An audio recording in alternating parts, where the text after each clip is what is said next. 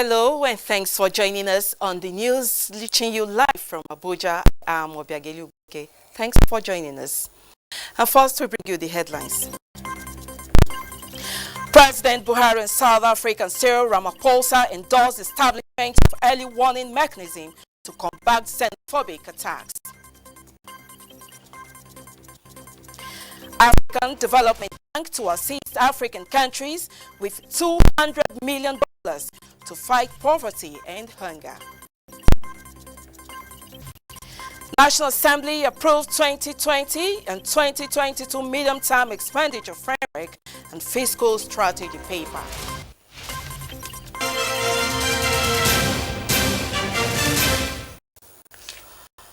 And now the details. Determined to find lasting solutions to the recurring acts of violence against foreign nationals, especially Nigerians in South Africa, President Muhammadu Buhari and the South African leader Cyril Ramaphosa have endorsed the establishment of an early warning mechanism aimed at nipping the bud potential threat to such violence. Consequently, the two leaders have directed their ministers of foreign affairs to give practical expression to the initiative as preventive and monitoring platform. State House correspondent Adamu Sambo reports. It was a very warm and highly befitting reception for President Muhammadu Buhari by his South African counterpart Cyril Ramaphosa as he arrived at the seat of government, otherwise referred to as the Union Building in Pretoria. Apart from a 21-gun salute, a ceremonial guard of honor was also mounted by a detachment of South African armed forces to formally welcome the Nigerian leader on the historic and remarkably significant invitational visit. The two leaders of the largest economies in Africa then retreated for high-level talks on issues of concern towards enhancing relations between the two countries.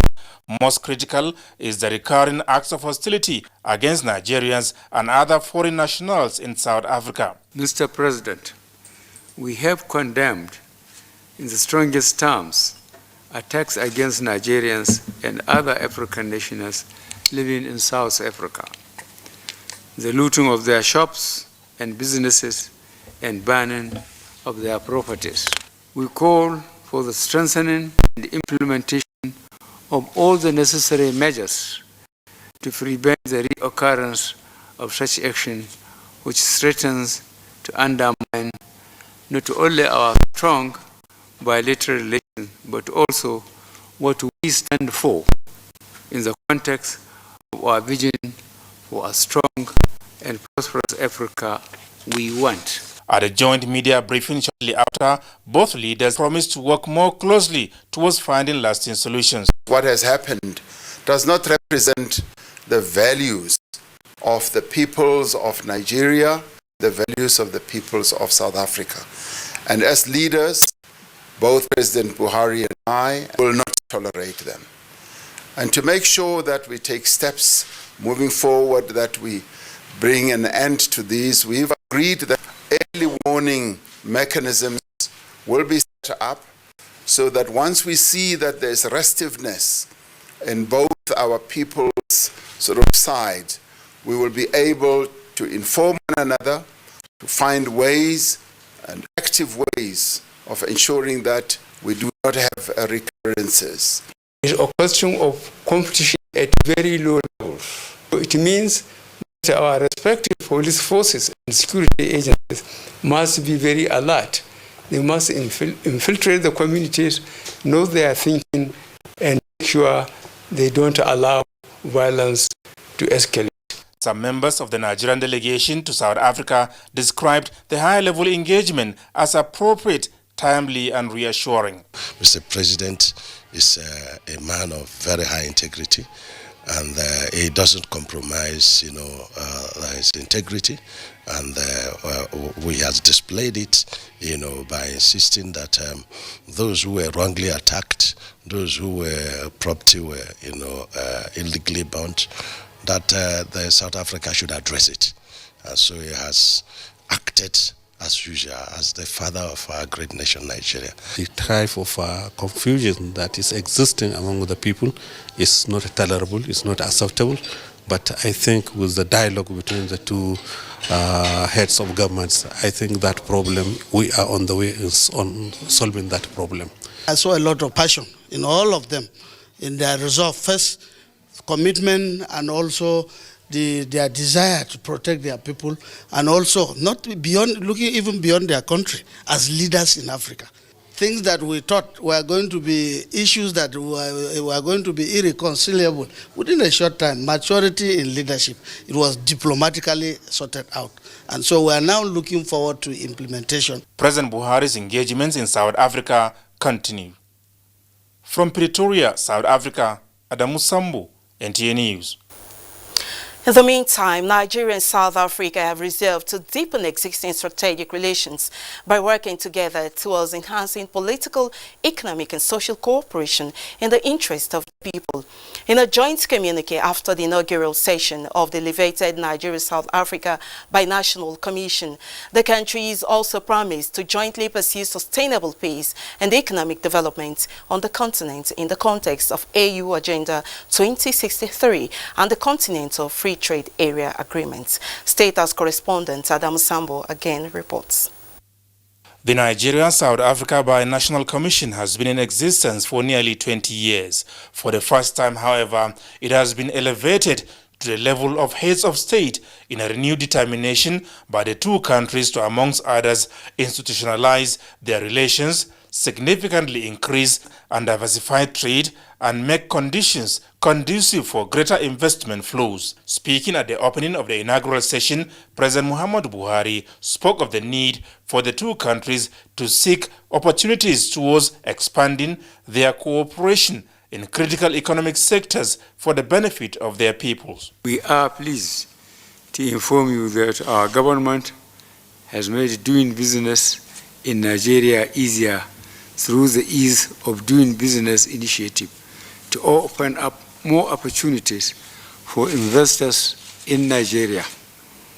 We call on the government of South Africa to also take steps to ease the doing of business in the country and open up its market space for Nigerian businessmen and women. We are determined on our part to sustain the renewed vigor of the strategic partnership between Nigeria and South Africa, anchored on regular consultation, collaboration, and cooperation. During the meeting, which continued behind closed doors, progress report was presented on the 32 agreements and memoranda of understanding signed between the two countries over the years. These are in the areas of trade and industry, science and technology, defense, agriculture, energy, transport and tourism. The two leaders committed themselves to ensuring that those in force are fully implemented and the others yet to be enforced be revived immediately. We are in the process of further deepening our reforms so that we can make it a lot easier for our economies to be open to businesses. We want to welcome more and more Nigerian businesses to operate in our space. We want, South Africa has a number of large corporations that operate in the Nigerian market. In the South African market, many of them are small and medium enterprises.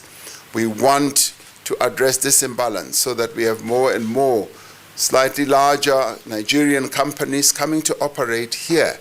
And the various incentives that we have as a government will obviously also be available to them. We agreed on the need for us to strengthen even further our cooperation in areas such as peace building, good governance, and sustainable development in Africa in order to deliver the Africa we want. We have also committed to reinforcing our leadership role for peace, security, and development in Africa. President Ramaphosa in particular used the opportunity to once again express his country's appreciation to Nigeria for the sacrifices made towards freeing South Africa from the shackles of colonialism and imperialism. From Pretoria, South Africa, Adamu Sambu, NTA News. Back home, Nigeria and 9 African countries are to benefit from $200 million African Development Bank project on food security. The fund is set aside to address issues associated with hunger, malnutrition, and poverty in Africa. Musa Babaliu tells us more. Africa is experiencing rapid population growth in recent times as observed by the United Nations Population Fund. The continent is currently housing about 1.61 billion people, growing at 3% annually. 300 million people are hungry and 250 million are malnourished. This is a real serious thing and we have a lot of work to do. This therefore brought about the Agriculture Fast Track Fund, designed by the bank to aid food production and eradicate hunger on the continent. 60 agricultural programs for the 10 African countries are currently assessing $50 million. So through this AFT program, we actually see a potential for us to upscale and cultivate much more land and do much more irrigation farming up north. The agricultural value chain is a huge multi-billion-dollar investment area, and if Africa must develop, we have to go back to the grassroots. Denmark, Sweden, and United States of America are also providing financial support to the project. Musa Baba Aliyu, NTA News. And from agriculture, we turn to science and technology. Nigeria is set to strengthen her ties with the Republic of Poland, especially in the development of science and technology and innovation.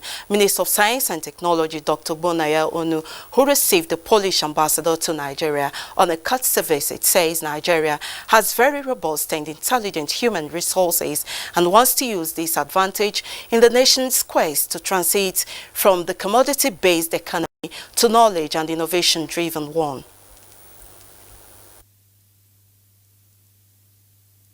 Add a lot of value to the enormous natural resources in the country, so that even in the area of fossil fuels, we also have coal, as we do have in Poland.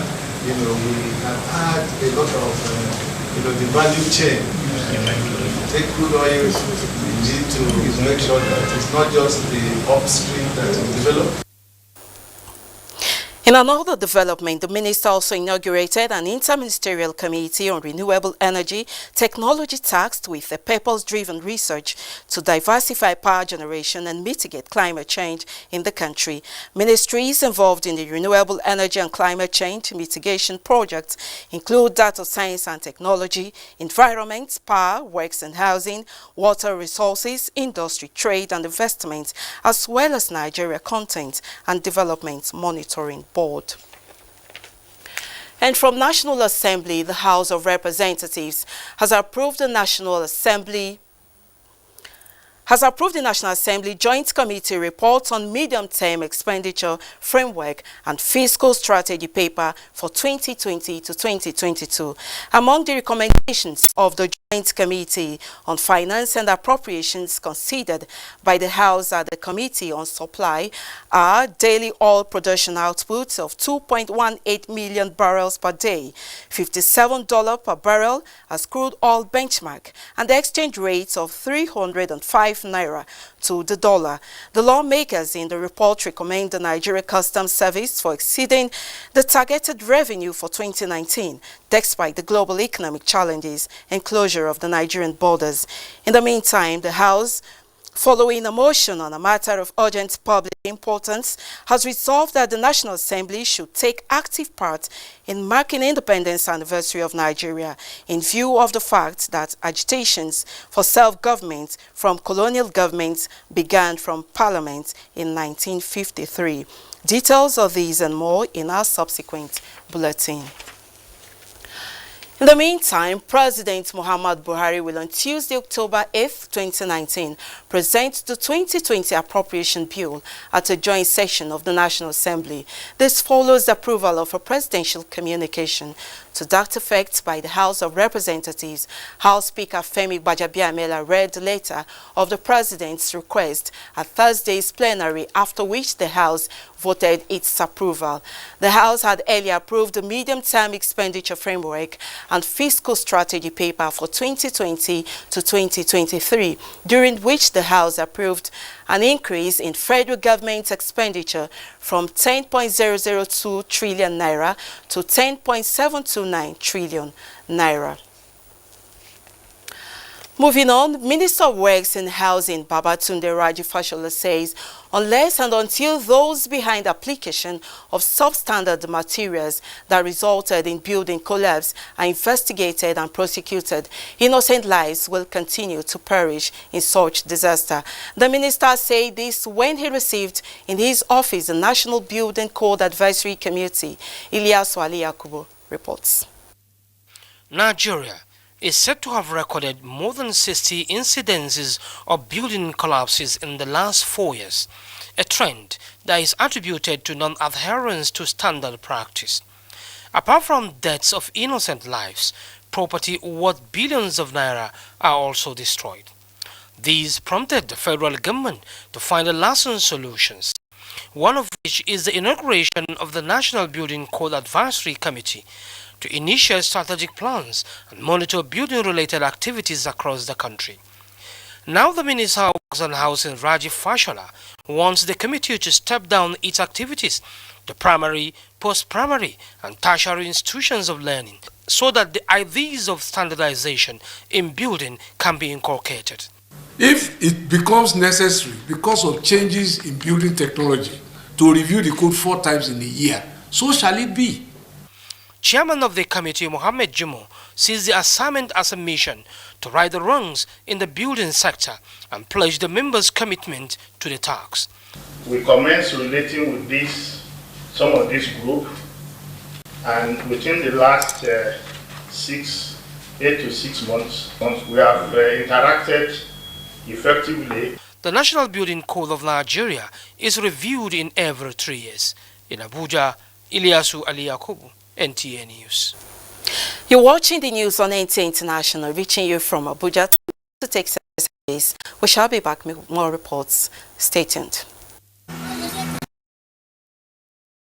And are you how they talk to? I sabi you now. It's in your mind, Abi. The person with them go help us. Toro Shangalo, Ogalekuva, Mr. Sabi. And you know if we carry last for this one. A spear into the top corner.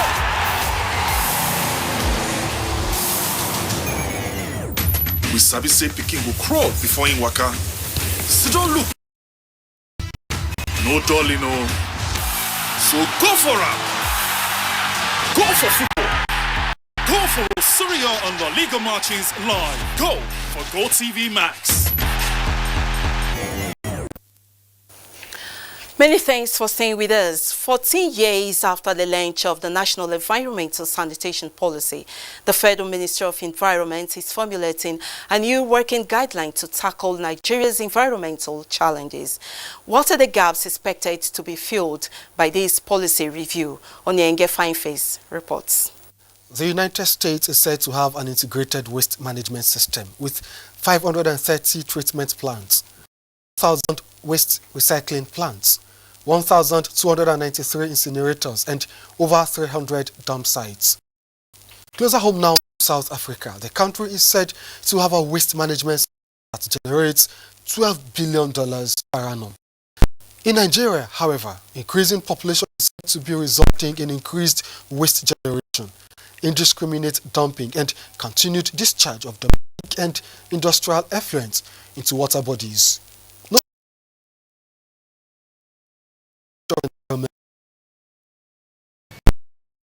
National Environmental Sanitation Policy Guidelines were developed by Federal Executive Council and launched in 2005. It has become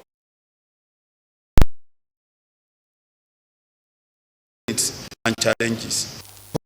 It's quick to leverage on this initiative in dealing with these sanitation needs. This policy on ground, the state government is even now in principle trying to reintroduce what we usually had before during the military regime, that monthly sanitation exercise. Like Borno State, the policy being reviewed after its launch in 2005 Nigeria in Abuja.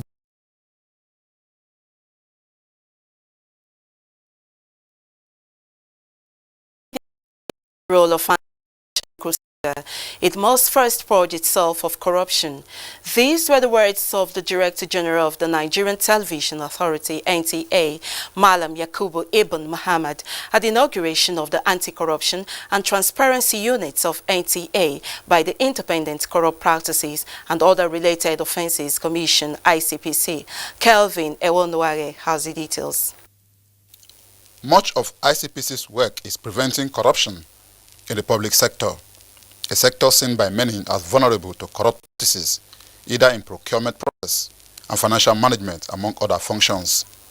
With a mandate of the Federal Executive Council to step up its preventive mechanism through the establishment of anti-corruption and transparency units in MDAs, the ICPC is intensifying its drive. The Nigerian Television Authority, NTA, is the latest organization to have an anti-corruption and transparency unit.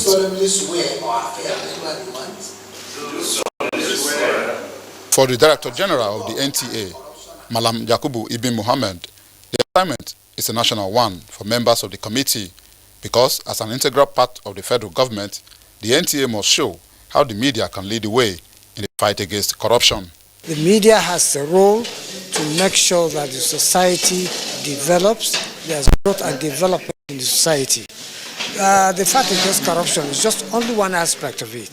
It's just an aspect, but the media is involved in every facet of our national life. Umar Bubakar Dembo, Director of Marketing, is the chairman of NTA's Anti-Corruption and Transparency Unit. He is confident that the committee will deliver. Just like what we were told, this is a national assignment and we're taking it as a national assignment because we all know the president has kept on saying that corruption kills this country. So we should make sure that it did not kill NTA. Other government agencies are expected to key into this initiative. In Abuja, Kelvin Ewonwaye, NTA News. And turning now to Giaba stakeholders meeting in Dakar for the West African sub-region to be free from the activities of criminals who engage in financial crimes. Member countries of ECOWAS must collaborate with other anti-money laundering world bodies to fight against such acts. This was part of the solutions preferred by participants at the opening of a two-day stakeholders meeting of the Intergovernmental Action Group Against Money Laundering in West Africa, Giaba, in Dakar, the capital of Senegal. Dele Atumbi reports. Participants from the 15 ECOWAS states and 2 other states which adopted GIABA as their Financial Action Task Force were blunt in identifying the negative effects of money laundering and terrorist financing in the sub-region. They blamed lack of quality education, near to non-access to quality health care, hunger in some countries, poor economy and lack of infrastructure facilities on financial crimes in the sub-region. The stakeholders were of the opinion that concerted efforts must be taken to ensure anti-money laundering and terrorist financing safety in West Africa. To confront the emerging challenges, stakeholders canvassed strategy plans to curtail the activities of criminals threatening world economy and security. They maintained that member countries must also work together through financial intelligence sharing to be able to track funds being laundered within and outside the sub-region. Participants were unanimous in describing money laundering and terrorist financing as activities against the people and the sub-region. Member states of GIABA were urged to strengthen their financial intelligence units to be able to curtail the activities of financial criminals and strengthen efforts to recover laundered funds. The Director General of GIABA, Kimilabalu Abba, commended the member states for their efforts in compiling their mutual evaluation reports in line with the standard of the Financial Action Task Force, FATF. He solicited improved funding for GIABA to carry out its mandate. GIABA also identified Nigeria as one of the leading member states that has compiled its mutual evaluation reports. From Dakar, Dele Atumbi, NTA News. And from the judiciary comes the report that the Supreme Court has dismissed the notice of appeal filed by Ambrose Owuru of the Hope Democratic Party, challenging the victory of President Muhammadu Buhari at the recent presidential election.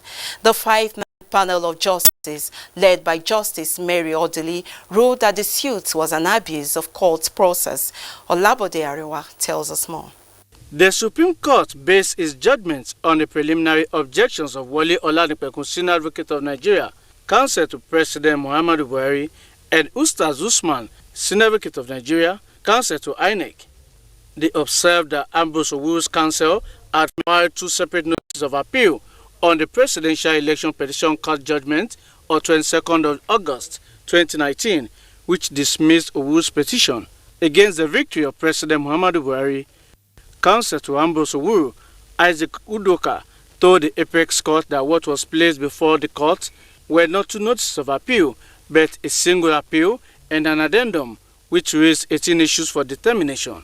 The Apex Court found it curious that Ambrose Owuru's counsel failed to observe Section 4 of the Supreme Court rules on the procedures of filing appeals, and subsequently dismissed Owuru's appeal for being frivolous. The judgment of the lower court, that is the petition tribunal at the Court of Appeal, has been affirmed. That's what the court said, and we thank Almighty God. The Supreme Court, that last court, has struck it out.